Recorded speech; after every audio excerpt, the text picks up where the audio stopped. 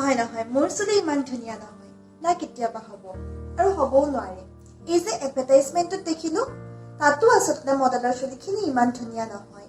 ধুনীয়া হয় সেই ভিডিঅ'ৰ এডিটিংখিনিহে, যাৰ জৰিয়তে মডেলৰ চুলিখিনি ইমান ধুনীয়া আৰু ৰিয়েলিষ্টিক লাগিছে। লাগিবইও, নহ'লেতো দৰ্শকসকলৰ চকুত নালাগিব, আৰু চকুত নালাগিলে সেই প্ৰডাক্টটো চেল নহ'ব। আৰু আপোনালোকে জানেনে, যিমানবিলাক হেয়াৰ ষ্টাইল এডভাৰটাইজমেণ্ট আছে সকলোতে ভিডিঅ' এডিটিঙৰ জৰিয়তে মডেলৰ চুলিখিনি চাইন কৰা হয়, আৰু তাক কৰিবৰ কাৰণে হায়াৰ কৰে এজন টপ ক্লাছ ভিডিঅ' এডিটৰক, যি নিজৰ স্কিলৰ বলত এটাও খুঁত নথকাকৈ মডেলক আমাৰ আগত ৰিপ্ৰেজেণ্ট কৰে এডিটিঙৰ জৰিয়তে।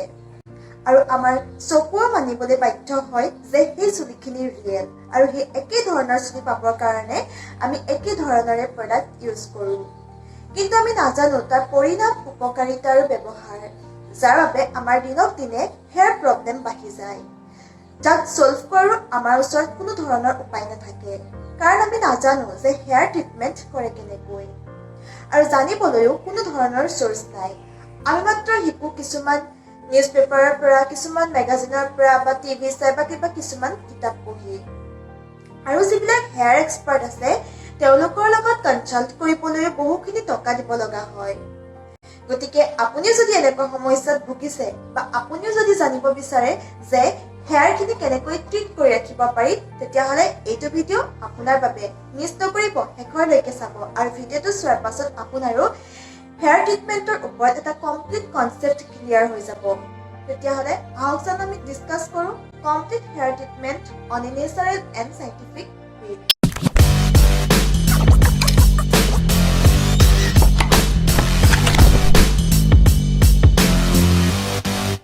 চুলি হ'ল আমাৰ শৰীৰৰ এক অত্যাৱশ্যকীয় বডি পাৰ্ট, যি আমাৰ শৰীৰক, বিশেষকৈ মগজুক ৰ'দ, বতাহ, পৰিৱেশ প্ৰদূষণ আদিৰ পৰা ৰক্ষা কৰে।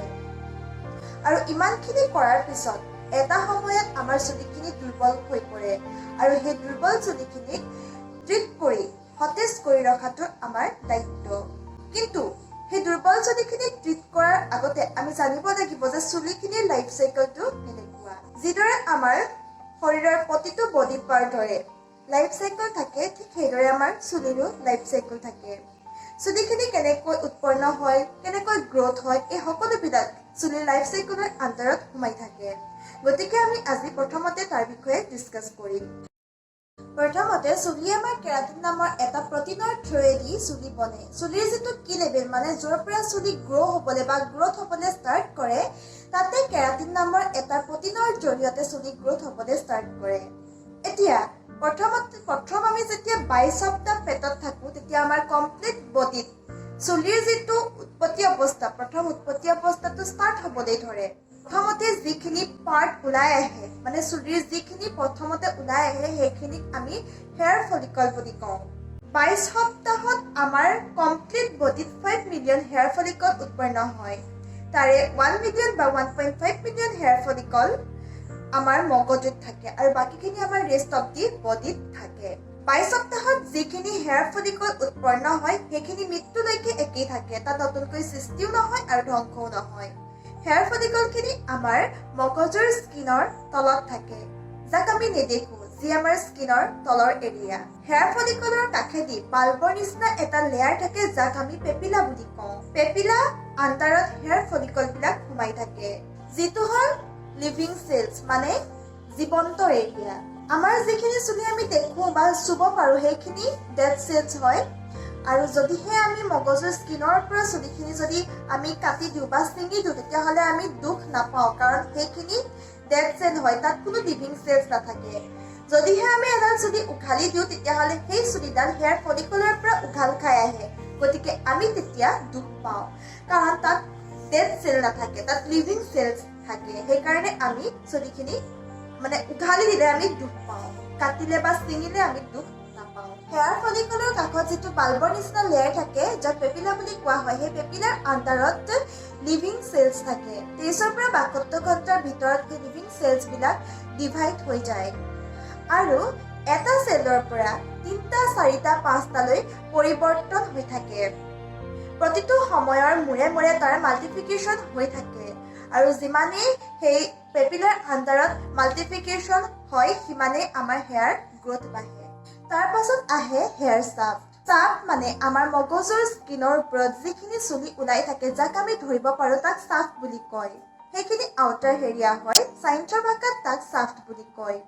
তাৰ ওপৰত যি দুটা পাৰ্টৰ কথা আমি আগতে ডিছকাছ কৰিলোঁ সেইকেইটা হৈছে ইনাৰ পাৰ্ট হয়, মানে মগজুৰ স্কিনৰ তলৰ এৰিয়া হয়, আৰু শ্বাফ্ট হ'ল মগজুৰ স্কিনৰ ওপৰৰ এৰিয়া। আৰু শ্বাফ্টত 3টা লেয়াৰৰ যোগেদি সৃষ্টি হয়। ফাৰ্ষ্টটো কোৱা হয় মেডুলা, তাৰ পিছৰটো কোৱা হয় কৰ্টেক্স আৰু তাৰ পিছৰটো কোৱা হয় কিউটিকলছ। আমি যিমানবিলাক ট্ৰিটমেণ্ট কৰোঁ হেয়াৰ গ্ৰথৰে হওক বা হেয়াৰ কালাৰেই হওক, এই সকলোবিলাকৰ ট্ৰিটমেণ্টৰ কাম মেডুলা আৰু কৰ্টেক্সত কাম কৰে। কিউটিকলছৰ মাত্ৰ এটাই কাম, ই মেডুলা আৰু কৰ্টেক্সক কভাৰ কৰি ৰাখে, লেয়াৰ দি ৰাখে যাতে বাহিৰৰ পৰা কোনো ধৰণৰ এটেক কৰিব নোৱাৰে। ৰ'দ, বতাহ, বায়ু প্ৰদূষণ এইবিলাকে যাতে মেডুলা আৰু কৰ্টেক্সক একো এটেক নকৰে সেইবাবে কিউটিকলছে লেয়াৰ দি ৰাখে। আৰু কিউটিকলছবিলাক এটা স্কেলত খাপ খাপকে থাকে। আপোনালোকক যদি চিম্পলি বুজাব যাওঁ, আপোনালোকে নাৰিকল গছ বা খেজুৰ গছৰ গা গছত দেখিছে যে কিছুমান খাপ খাপ থাকে, ঠিক সেইদৰে কিউটিকলছৰো এডাল স্কেলত খাপ খাপকে থাকে, যাক কৰ্টেক্স স্কেল লেয়াৰ বুলি কোৱা হয়। যেতিয়া আমাৰ 22 সপ্তাহত কমপ্লিট বডিত 5 মিলিয়ন হেয়াৰ ফলিকল উৎপন্ন হৈ যায়, তাৰ পাছত হেয়াৰ গ্ৰোথৰ কাম আৰম্ভ হয়। তাৰ পাছত প্ৰথম হেয়াৰ ফলিকলৰ পৰা হেয়াৰ ওলাব ষ্টাৰ্ট কৰে, মানে আমাৰ চুলি বাঢ়িব ষ্টাৰ্ট কৰে, আৰু ই লাহে লাহে পেপিলাৰ মাজেদি পাৰ হৈ আহিবৰ কাৰণে আৰম্ভ কৰে। যেতিয়া চুলিখিনি পেপিলাৰ মাজেদি ওলাই আহি আমাৰ স্কিনৰ ওচৰ পায়হি, মানে মগজুৰ ছালৰ ওচৰ পায়হি, তেতিয়া মগজুৰ ছালৰ তলত এটা ছাবচিচিয়াছ গ্লেণ্ড নামৰ এটা গ্ৰন্থি আছে, যিয়ে আমাক এটা অইল দিয়ে যাক চিবাম বুলি কোৱা হয়। এই চিবামৰ ফলতে আমাৰ চুলিখিনি অইলি হয়, চিল্কি হয়, চাইনি হয়, আৰু আমাৰ চুলিখিনিত ছফ্টনেছ বাঢ়ে, মইশ্চাৰাইজ বাঢ়ে, আৰু চুলিখিনি দেখিবলৈ চাইনি হয়। আৰু যেতিয়া বাহিৰলৈ ওলাই আহে তেতিয়া আমাৰ শ্বাফ্টখিনি কমপ্লিটলি ডেমেজ হৈ যায়। তাত আৰু কোনো ধৰণৰ লিভিং চেলছ বাকী নাথাকে, তাত যিখিনি চেলছ থাকে সেইখিনি ডেড হৈ যায়। মানে যেতিয়ালৈকে শ্বাফ্টখিনি আমাৰ মগজুৰ ভিতৰত থাকে তেতিয়ালৈকে তাত লিভিং চেলছ থাকে, মানে জীয়াই থাকে, আৰু যেতিয়া বাহিৰলৈ ওলাই আহে তেতিয়া সেইখিনি ডেড এৰিয়া হিচাপে ৰিপ্ৰেজেণ্ট কৰে, তাক আইডেণ্টিফাই কৰা হয়। এইটোৱে আছিল আমাৰ চিম্পলি চাৰ্কল। এনেকৈ আমাৰ চুলিখিনি জন্মৰ আগৰ পৰাই আমাৰ বডিত উৎপত্তি বা লাইফ চাইকেলটো ষ্টাৰ্ট হৈ যায়। তাৰ পাছত আমি ডিছকাছ কৰিম হেয়াৰ গ্ৰোথ ৰেট, মানে কিমান স্পীডত আমাৰ চুলিখিনি গ্ৰ' কৰে বা কিমান স্পীডত চুলিখিনি আমাৰ বাঢ়ে। চাইণ্টিষ্টৰ ৰিচাৰ্চৰ মতে প্ৰত্যেক সপ্তাহতে বা প্ৰত্যেক মাহতে বা প্ৰত্যেক ইণ্ডিভিজুৱেল মানুহৰ গ্ৰোথ ৰেট বেলেগ বেলেগ হয়, কিছুমানৰ কমকে হয় আৰু কিছুমানৰ বেছিকে হয়। কিন্তু অন এভাৰেজ যদি আমি এবছৰত উলিয়াব যাওঁ তেতিয়াহ'লে সকলো মানুহৰে অন এভাৰেজ এবছৰত 6 পৰা 8 ইঞ্চ মাত্ৰ চুলি গ্ৰোথ কৰে। এই গ্ৰোথনেছটো ডিপেণ্ড কৰে আমাৰ হেয়াৰ ট্ৰিটমেণ্টৰ ওপৰত, আমি চুলিখিনি কেনেকৈ ট্ৰিট কৰিছোঁ। যদিহে আমি জেণ্টলি নেচাৰেলভাৱে ট্ৰিট কৰিছোঁ তেতিয়াহ'লে আমাৰ চুলিৰ গ্ৰোথনেছটো স্পীড হৈ 6 পৰা 8 আহিব পাৰে, কিন্তু 8তকৈ ক্ৰছ নকৰে, বা এইটো নেচাৰেলি পচিবল নহয়। কাৰণ আমাৰ চুলিৰ যিটো লাইফ চাইকেল, সেইটো লাইফ চাইকেলটো ইমান স্পীডেই নহয় যে ইমান স্পীডত আমাৰ চুলিখিনি বাঢ়িব। গতিকে কোনো মাহত কমকে বা কোনো মাহত বেছিকে, কিন্তু অভাৰঅল আমাৰ চুলিখিনি 6 পৰা 8ৰ ভিতৰত থাকিব, তাতকৈ আৰু বেছিকৈ নাবাঢ়ে। তাৰপাছত আমি ডিছকাছ কৰিম হেয়াৰ ডেমেজৰ ওপৰত। হেয়াৰ ডেমেজ মানে হ'ল আমাৰ চুলি ফটা, সৰা বা পকা বা যিকোনো সমস্যা হ'ব পাৰে, যাক আমি হেয়াৰ ডেমেজ বুলি কওঁ। আমি শ্বাফ্টৰ বিষয়ে ডিছকাছ কৰোঁতে পাইছিলোঁ যে শ্বাফ্টত 3টা লেয়াৰ আছে, মেডুলা, কৰ্টেক্স আৰু কিউটিকলছ। মেডুলা আৰু কৰ্টেক্সক কিউটিকলছে কভাৰ কৰি ৰাখে।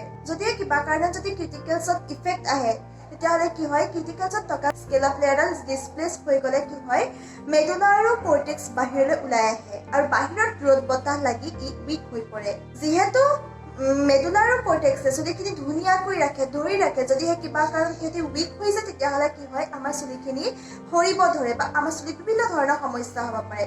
কিন্তু মেইন বা মেজৰ কাৰণটোৱেই হৈছে কিউটিকলছ। যেতিয়া কিউটিকলছ ডেমেজ হয় তেতিয়া আমাৰ কি হয় চুলিখিনিও ডেমেজ হ'বলৈ ষ্টাৰ্ট কৰে। কিউটিকলছত থকা স্কিন অফ লেয়াৰত যেতিয়া ডিছপ্লেচ হৈ যায় তেতিয়া আমাৰ চুলিখিনি ডেমেজ হয়। আমি পাছত ডিছকাছ কৰিম যে কিদৰে চুলিৰ কিউটিকলছক কিদৰে আমি ট্ৰিট কৰিব পাৰোঁ। এতিয়া আমি ডিছকাছ কৰিম টাইপছ অফ হেয়াৰ। সাধাৰণতে হেয়াৰক 4টা ভাগত ভাগ কৰা হয়। ফাৰ্ষ্টটো হৈছে ষ্ট্ৰেইট মানে কমপ্লিটলি চিধা চুলি, ছেকেণ্ডটো হৈছে ৱেভি মানে অলপ চিধা অলপ কেঁকুৰা, কমপ্লিটলি চিধা নহয়। নাম্বাৰ 3 আছে কাৰ্লি মানে কেঁকুৰা কেঁকুৰি চুলি, আৰু নাম্বাৰ 4 আছে কিংকি মানে কমপ্লিটলি কেঁকুৰা কেঁকুৰি চুলি। নৰ্মেলি আমাৰ চুলি দুটা টাইপছত ধৰা হয়, ষ্ট্ৰেইট আৰু কাৰ্লি। যিহেতু ৱেভি হেয়াৰো মানে ষ্ট্ৰেইটে হয়, মানে ইমানো কেঁকুৰা কেঁকুৰি নহয়, গতিকে ৱেভি হেয়াৰক ষ্ট্ৰেইট হেয়াৰৰ আণ্ডাৰত লোৱা হয়, আৰু কিংকি হেয়াৰো যিহেতু কাৰ্লিয়ে হয় সেইকাৰণে ইয়াকো কাৰ্লি হেয়াৰৰ আণ্ডাৰত লোৱা হয়। আমি যদি ট্ৰিটমেণ্টৰ ফালৰ পৰা চাওঁ তেতিয়াহ'লে ট্ৰিটমেণ্টৰ সময়ত ষ্ট্ৰেইট হেয়াৰত যিটো ট্ৰিটমেণ্ট লোৱা হ'ব সেইটো ৱেভিটো লোৱা হ'ব, আৰু কাৰ্লি হেয়াৰত যিটো ট্ৰিটমেণ্ট কৰা হ'ব সেইটো কিংকিটো কাম কৰিব। ট্ৰিটমেণ্টৰ সময়ত হেয়াৰক 4টা ভাগত ভাগ নকৰি 2টা ভাগত লোৱা হয়। ফ্ৰেণ্ডছ, আজি ইমানেই আছিল হেয়াৰ কেয়াৰ বেচিক, য'ত আমি hair growth, hair cycle, hair types and ডেমেজৰ ওপৰত ডিছকাছ কৰিলোঁ। নেক্সট পাৰ্টটো অতি সোনকালেই আহি আছে, য'ত আমি কমপ্লিট হেয়াৰ কেয়াৰৰ ওপৰত ডিছকাছ কৰিম। গতিকে মোৰ চেনেলটো এতিয়াই ছাবস্ক্ৰাইব কৰি আৰু নটিফিকেশ্যনটো অন কৰি থওক, যাতে ভিডিঅ'টো আপোনালোকে লগালগ চাব পাৰে আৰু যাতে মিছ নহয়। আজিলৈ ইমানেই, আকৌ লগ পাম এটা নতুন আৰু জ্ঞানযুক্ত ভিডিঅ' লৈ। তেতিয়ালৈকে bye bye, stay fit and stay healthy.